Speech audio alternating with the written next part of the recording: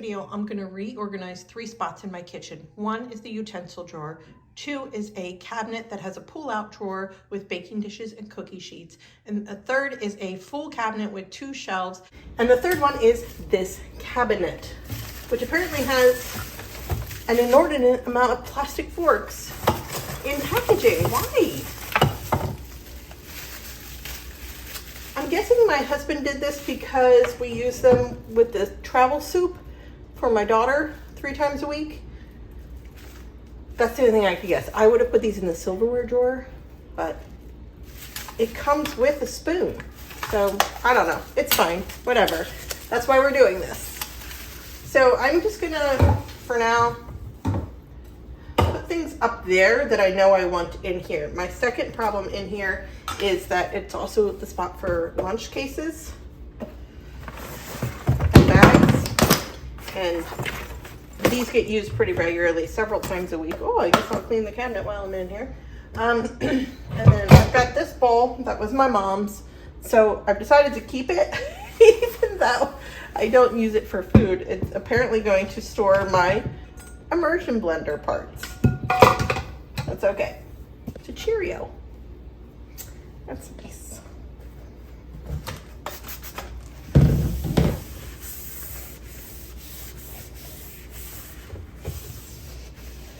This gets used less often than anything else in the cabinet, so I'm just going to tuck it towards the back. Looks like I shoved some aprons in here. Here's some cookie cutters. What else is in here? Another apron. The lid to the Instant Pot. Oh, this goes to the, I don't have this anymore. Okay, so I guess I can get rid of that. Oh, there's paper lunch bag. I didn't know that. Okay, cookie cutters, and then this is my mixer. Actually, what I think I'd rather do is move it down. This is, I fell in love with this thing at TJ Maxx, and I've never used it. I bought it, obviously, and in my head in the store, I was like, oh my gosh, this is beautiful. I'm in love with this. I must have it. It must take my $13 and I'll feel good about it. And I was in my head envisioning all the ways that I would use it, like on a charcuterie board or just in the kitchen with a plant on top. And then when I got it home, I was like, wait a minute, this is not a fit for my life, because this is like a marble. It's heavy. And then I was like, well, this is just gonna break because that's who I am. I'm a clumsy person and I have 3 kids. So I just put it in the cabinet because I didn't want it to break, and then I didn't use it. So I now have a choice. I can donate this. It still has the price tag on it because all it did was live in my cabinet. I could give it away in my neighborhood group if somebody wants that. That would be a second choice, I guess. And a third choice would be to find a way to use it in my house. And if it breaks, okay, it's better than taking up space in my cabinet. And I think it would serve us well as a plant stand until it breaks. So that's what I'm gonna do. I'm gonna take it out of this cabinet and use it as a plant stand. Now, I did know that my cookie cutters were in here. I have never once used the Instant Pot glass lid. Do you use it? How do you use your Instant Pot with this? I only just make chicken and eggs. I'm just gonna tuck it back in here. Tell me in the comments how you use your Instant Pot lid. Okay, so this was a gift from my mother-in-law, but she thought it came from Sweden, and possibly a fabric that was repurposed as an apron through the decades, if not a century. She wasn't sure, and so for me, it's a treasure, a kitchen treasure. It needs to be repaired so that I can use it, although it's starting to come apart right there. But really, I fear using it because I don't want to lose the treasure. I'm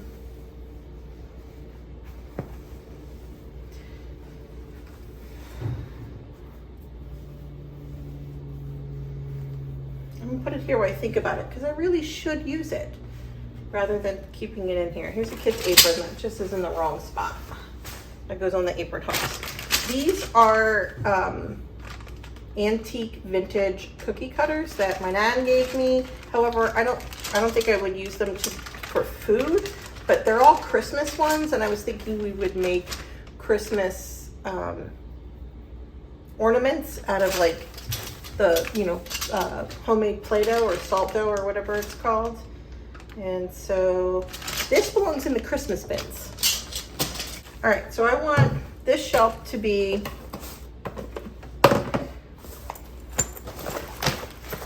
lunch bags.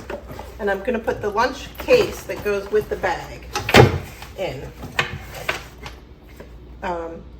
And this is an extra. Okay, this one, the case is drying on the rack. This is just an extra one. I'll tuck it in the back. It's more like a family one. Lunch bags. I use these for crafts. I mean, I don't use them like to pack lunch, but it makes sense here because of lunch bags, right? I'm just gonna put it on the bottom shelf though, because this needs to be in and out easy. For now, I'm gonna safely tuck the apron there, and then I'm gonna put all the soups containers, because that's for the same purpose. Okay, good. All right, so we have a declutter, a plant. I should just donate this. I love it.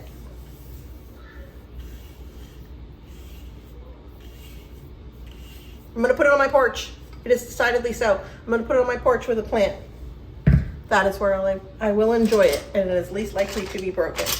And this is gonna go in the Christmas bin. That looks better. That is more efficient, organized, and decluttered. I happen to have my Christmas bins already pulled up. I'm gonna be doing that soon.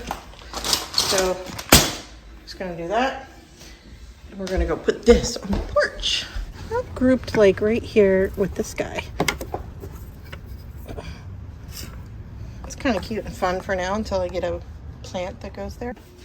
All right, I want to do this one. This one should be quick and easy in theory, right? Because it's just a matter of separating. So I'm going to take out all of the baking, the cookie sheet.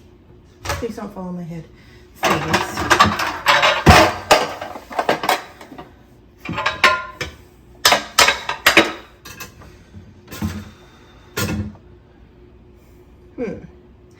Okay, I jinxed myself by saying it was going to be easy because I have to relocate, right? There's a drawer under the oven. It's just very annoying to open and close. So that for me isn't going to work. I wish I had one of those cabinets that you could do like vertically organize the baking dishes. I mean, obviously I can make something like that. I just don't have a cabinet. Like that's like pots and pans, that's appliances. I mean, technically, I could slide these in vertically in the appliances and they would be by the oven. We're gonna try that because then ultimately this can be my serving dish section. This belongs in the roaster. I feel like this guy could go over there too. These are placemats. That's not the home for placemats. They go in the china cabinet. That is very gross and dirty. I don't think that got washed.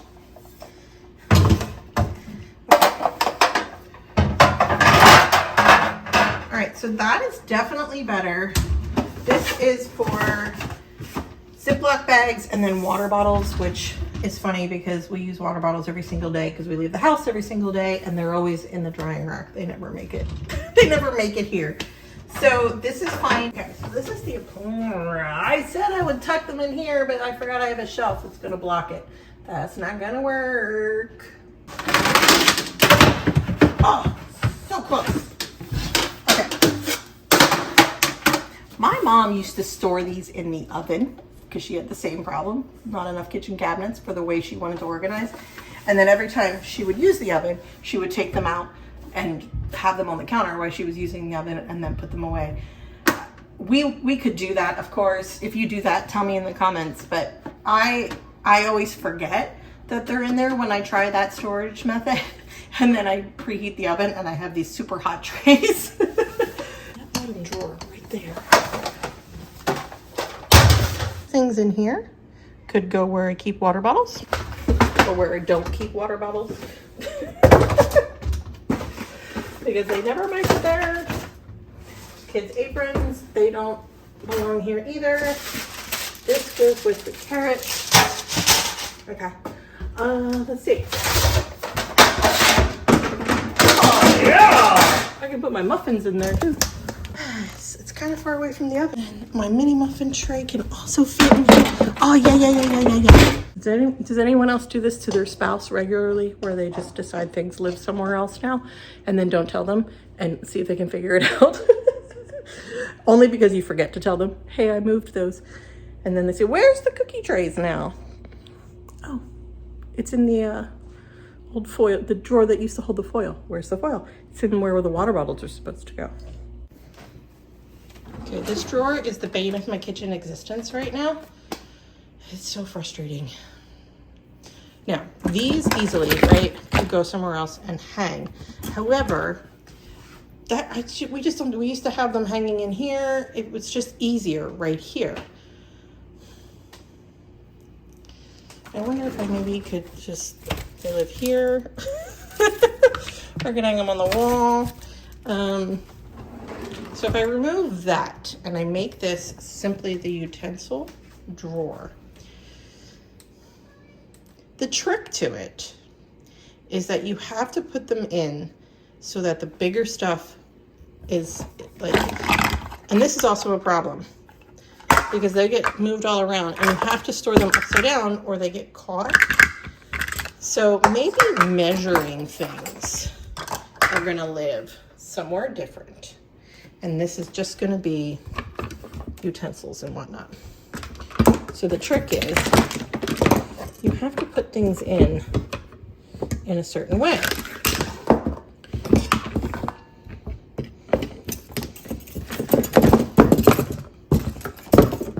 And mainly, if you put them in upside down like that, it works best. I like them all facing the same direction. I don't know. Okay, that's got a dog hair on it. Let's wash that. Okay, so that to me works better like that. Now, this guy. I don't really have space for it here. I mean, I could tuck it behind here, but then it's sort of hard to get the spoons. Ridiculous. Okay. So if I do it like that, and put this in here, that means this won't slide back as much, which is kind of nice, but then it's kind of hard to reach these.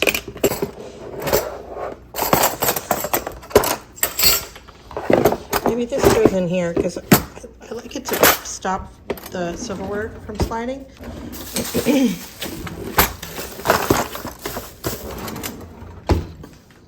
Think for a minute. I mean, logically, you know what? This drawer has tons of space for something like that. All it does is it just has my kitchen towels. That's all that's in here. So for now, we're gonna try that. This will just be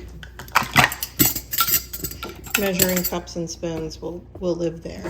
This is a tablecloth for that table, which is purely ridiculous because the second it goes on there, someone eats and it has to be washed because children are messy. This goes in the roaster pan.